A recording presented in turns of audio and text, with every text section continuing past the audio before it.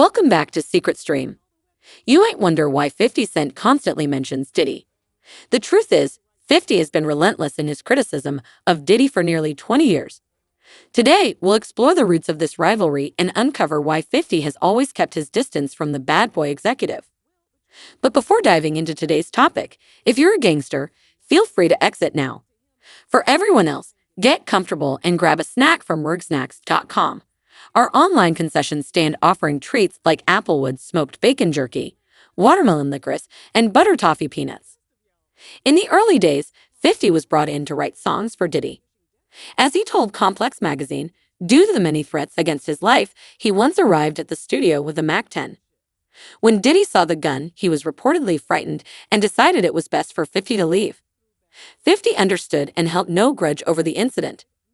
There are also whispers that Diddy declined to sign 50 to Bad Boy Records because 50 was surrounded by too much drama.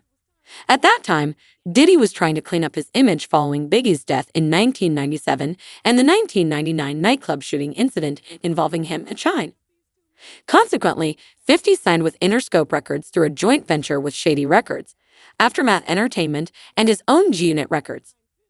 Even though 50 claimed he wasn't bothered by Diddy's decision and went on to build a remarkable career in music and business, this marked the beginning of their turbulent relationship. Get your umbrellas ready for the storm. In 1999, bad boy artist Mase announced his retirement from rap. He enrolled at Clark Atlanta University to study math, but later became a pastor, got married, had kids, and started churches in Atlanta and Phoenix. Mase made a comeback with his 2004 album, Welcome Back, released through Bad Boy Records. Around 2005, Mase approached 50 about joining G-Unit. The hitch? Mase was still under contract with Bad Boy, and Diddy wasn't going to let him go without a fight. This was going to get messy. Diddy told MTV that they were negotiating a buyout of Mase's contract and hinted that 50 had the financial means to make it happen. Diddy reportedly smiled and told an MTV journalist, "50's definitely got enough money to set everything right." However, according to 50, the deal collapsed because Diddy demanded $2 million for Mase's release, while 50 was only willing to pay $1 million. So let's backtrack. Diddy publicly suggested 50 had the funds to buy Mase, but the deal fell apart over the money 50 wasn't willing to spend. Knowing these two, with their massive egos and desire to be seen as industry powerhouses, it's likely 50 was irked by Diddy making him look financially inadequate.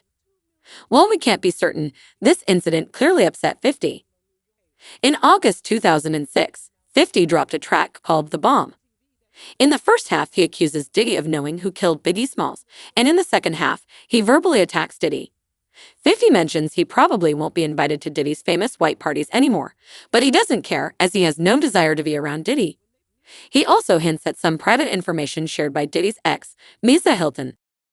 Why won't you let me spill the tea? Mase and Diddy managed to patch things up both personally and professionally, and by August 2007, it seemed like 50 had made peace with Diddy too, performing together at New York's Springfest. However, the calm didn't last. One day, Electronica was crafting some lyrics and came up with, "The game ain't been the same since Big died and Woos formed on New York from Out the Beehive." He held onto these lyrics for a while until he found the perfect beat. When he did, he reached out to Diddy, eager to release a track titled The Ghost of Christopher Wallace, Biggie's real name. Diddy's response was immediate. "Come to the studio right now. I need to get on that." They collaborated, and the song dropped in the summer of 2010. Upon hearing the track, 50 decided Diddy needed to take a seat. "Sit your ass down, Scene John," he declared. 50 even started a petition urging Diddy to let Biggie rest in peace. He took his frustrations to Twitter, writing, "Biggie's name should never have become Diddy's black card." When was the last time Diddy really honored his brother, not his bank account? This is just disrespectful. This song doesn't remind me of Biggie except for the puffy background dancing and ad-libs that almost ruin a good song. In 2015, the documentary Murder Rap was released, delving into the murders of Biggie and Tupac Shakur. An LAPD detective in the film claimed Diddy paid a hitman $1 million to kill Tupac, while Suge Knight, Death Row Records co-founder, paid $13,000 to have Biggie killed in retaliation. 50 seized on these allegations, confirming in an Instagram post that the rumor about Diddy ordering Tupac's hit was true. He also accused Diddy of destroying the careers of several bad boy artists, including Loon, Mase, Shine, and Craig Mack, who either found religion, died, or ended up in jail after dealing with Diddy. He concluded with a caption about Biggie, Big dead after dancing with the devil. Hashtag no puffy juice. In March 2014, 50 took to Instagram to suggest that Diddy, Rick Ross, and music executive Steve Stute were gay. He posted a photo of Steve and Diddy embracing and another of Diddy and Rick appearing to kiss. The caption read, "I ain't saying nothing, but something ain't right, LMAO." During a Drink Champs interview, 50 recounted an incident at his late manager Chris Lighty's wedding where Diddy approached him with an offer for an all-expenses-paid shopping spree. 50 found the gesture odd, referring to Diddy as a fruit pie. Fruit pie, cherry, or peach, just for clarification, he quipped. It took Diddy 2 years to explain why he wanted to take 50 shopping. In a 2018 interview, Diddy said, "Yeah, I thought he needed some clothes. I'm a nice guy. I don't have any beef with Fifth. He loves me. Y'all don't see it. Nah, man, we don't. We don't." All signs point to 50 harboring no affection for Diddy. He claimed Diddy once tried to squash their beef, but 50 refused, saying, "I don't respect suckers." However, he paused their feud after the death of Diddy's ex and mother of his 3 children, Kim Porter, in November 2018. 50 tweeted, "RIP to Kim Porter. I send my condolences to her friends and family. She was loved and will be missed dearly. I know Puff is hit right now. He loved her for real. Soulmate type. Chin up, Puff. Positive vibes only." But the positive vibes were short-lived. In April 2021, 50's ex-girlfriend Daphne Joy, with whom he shares a child, was seen with Diddy. 50 reposted their photo on Instagram with the caption, "Nah, me and Puff fight over business. If he likes the girl, he likes the girl. I don't give a F asterisk asterisk asterisk." For those familiar with 50 and Daphne's tumultuous relationship, this wasn't surprising. For those who aren't, check out our previous video linked in the description box. Despite appearing indifferent to Diddy hooking up with his ex, 50 took it up a notch in September 2022. After Daphne posted a photo of herself at Diddy's iHeartRadio Music Festival performance, 50 shared a picture of himself and his son with the caption, "Oh, that's your mommy over there with Puffy, lol. Remember what I told you the other day? These women be crazy." And mate. At that point, Daphne had reached her limit. She commented on his post, pleading, "Please stop doing this to me. I never bother you, and I'm an outstanding mother to our son. Can we please just focus on that?" In November 2023, Diddy's ex-girlfriend Cassie sued him, and they settled the lawsuit the next day. Naturally, 50 couldn't resist taunting Diddy over the situation. He also announced plans to produce a documentary covering all the allegations.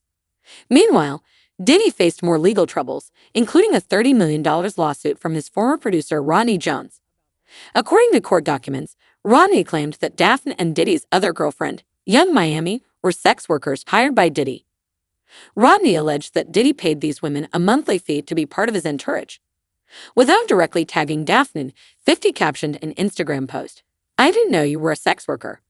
You little sex worker. Lol."